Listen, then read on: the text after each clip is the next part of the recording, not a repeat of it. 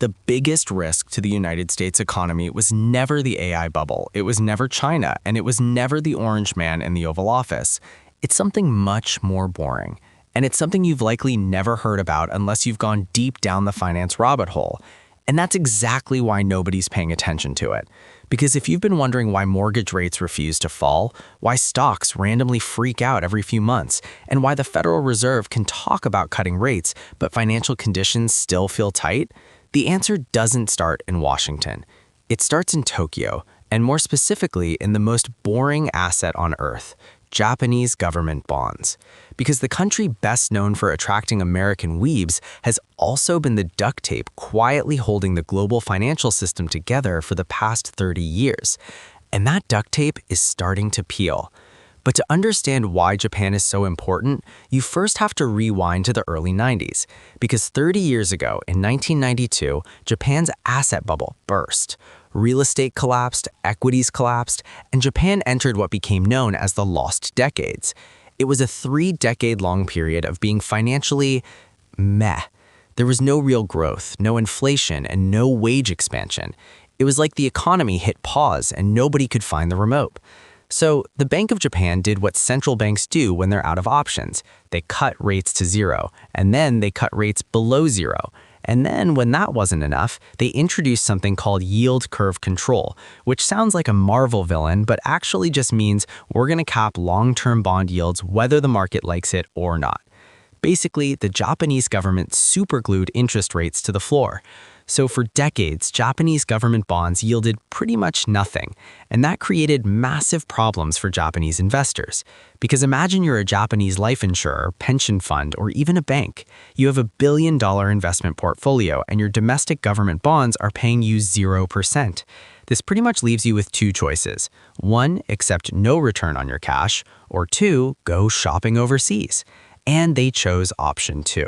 So Japan entered a multi-decade-long global shopping spree that led them to become the largest foreign holder of US Treasuries, one of the largest buyers of US mortgage-backed securities, and the world's largest net creditor nation, which is just the formal way of saying Japan became the world's ATM. And it's not because Japan just loves sending capital to America, but it's because the math made sense. And here's how it worked. Meet Bob. Bob wants to start making some money through investing. So Bob goes to the Japanese markets and borrows money in yen at near zero interest rates. Then Bob converts that yen into dollars and buys US Treasuries that yield 4%. And after hedging costs and fees, he pockets the spread. And that's what became known as the yen carry trade. Investors would borrow in yen at near zero interest rates and then invest in foreign assets that yielded higher returns. And when investors' borrowing costs are near zero, they don't just buy treasuries. They buy tech stocks, they buy real estate, and they buy into emerging markets. Basically, if it's got a pulse and it yields more than 0%, they'll buy it. And that's why for years, this trade became one of the largest sources of global liquidity. At its peak, the yen carry trade was estimated by some banks to be in the trillions. It was like the global markets were running on Japanese Wi-Fi. But the problem was that the entire trade relied on one assumption that held everything together, that Japanese yields would stay near zero forever. But in 2024, that assumption broke when the Bank of Japan ended its yield curve control policy. And Japan raised interest rates for the first time in 17 years, and then they raised them again. And immediately following that second rate hike decision, the S&P 500 dropped 6%, and Japan's index, the Nikkei 225, plummeted over 12% in a single day, marking its worst drop since 1987. It was a clear signal that markets were officially spooked. Because when Japanese yields rise, two things happen. 1, borrowing in yen becomes more expensive, and 2, hedging currency risk becomes more expensive too. And suddenly, the free money trade isn't so free anymore, and that 4% US Treasury Bob was looking at doesn't look so good anymore. And this was the beginning of the end for the yen carry trade, because now the math had flipped, and the trade was no longer a no-brainer. And when the math flips, the capital flows flipped too, and the money that flowed out of Japan for decades was starting to return home. And this is what's called repatriation, and it's one of the biggest threats in global markets today, because investors are starting to realize the uncomfortable truth. The cheapest source of global liquidity for the past 30 years is no longer cheap. But here's why it actually matters.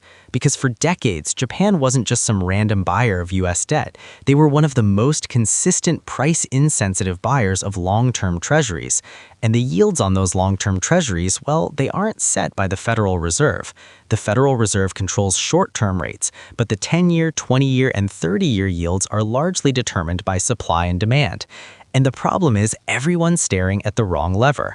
And here's legendary investor and founder of the world's largest hedge fund, Ray Dalio, to explain it. Watch the bond market. The bond market is the basis. It's the backbone of all markets. It is the risk-free, meaning default-free, probably default-free, interest rate that determines what all asset returns are going to be. And when there is a breakdown of the supply-demand picture for the bond market, you see a certain type of market action. You see long rates rising relative to short rates. You see the currency go down. You see gold go up because there's a movement out of that bond market because there's a supply and demand imbalance. So when that happens, that raises interest rates and it puts the Federal Reserve and other central banks in a bind. So while everyone is hyper-analyzing Jerome Powell's press conferences like it's a new GTA 6 trailer, they're looking at the wrong end of the yield curve. Because while the Fed has some indirect influence on long-term rates, what they really control are short-term rates, the overnight rate. But the long end of the yield curve is driven more by supply and demand. And when you add in the fact that the United States is running trillion-dollar deficits annually, even a slight reduction in demand matters, because the Treasury has to issue massive amounts of new debt every year just to keep the lights on in the economy. And as this debt issuance keeps growing, someone has to absorb it. And for the last few decades, Japan was a key part of that absorption machine. But if one of the largest historical buyers of United States Treasuries stops buying, then yields have to rise to attract new buyers. And that's how supply and demand shape long-term bond yields. But that's also how you can get a situation where the Fed cuts the federal funds rate, short-term yields fall, but long-term yields stay elevated. And that's how you get what's called a steepening yield curve. And if this happens and long-term rates stop cooperating, then it stops being just a bond market story, and then it becomes an everything story. Because when analysts build models to value stocks, they discount cash flows using long-term yields as a baseline. And when long-term yields remain elevated, the present value of future cash flows in these models decreases, which means valuations compress and stocks trade at lower multiples. So even if earnings are fine, the price investors are willing to pay for those earnings changes. And that's why markets can suddenly feel unstable even when the headlines look calm. But it doesn't just stop at the stock market, because the 10-year Treasury yield isn't just some nerdy number on Bloomberg. It sets the price of money and is the foundation of nearly every asset valuation. And mortgage rates are another example of this, because like stock valuations, mortgage rates are largely anchored to long-term Treasury yields. So if the 10-year yield doesn't meaningfully fall, mortgage rates don't magically drift back to 3%.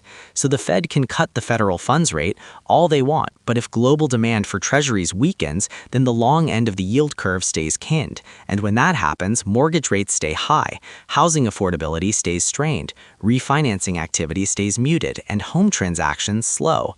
But it doesn't just stop at mortgage rates and equity valuations, because if you zoom out even further to corporate credit, it's the same story. If you remember back when capital was cheap in 2020 and 2021, companies were issuing debt like it was Black Friday and interest rates were 90% off. And when companies have access to cheap financing, we see increased deal flow, higher valuations, and more activity, because credit is the bloodstream of the corporate world. But if borrowing costs stay elevated, we see the opposite. We see risk appetite fall, growth slow, and capital tighten. And this is the main point. For 30 years, the United States benefited substantially from being on the receiving end of the world's largest carry trade. And now that trade is unwinding. And as Ray Dalio said, the bond market is the backbone of all markets and the interest rate that determines what all asset returns are going to be. And what we are currently seeing is a tangible catalyst reshaping the foundation of the bond markets. And there's a reason why traditional financial media is ignoring this. It's because it's not clickable and because it wouldn't trend on Twitter. Nobody wants to hear, let's discuss the cross-currency carry trade and how Japanese institutions are reallocating capital, because that requires patience and nuance and more brain cells than doom scrolling allows. Instead, people want inflation, they want AI, and they want whatever NVIDIA ate last week.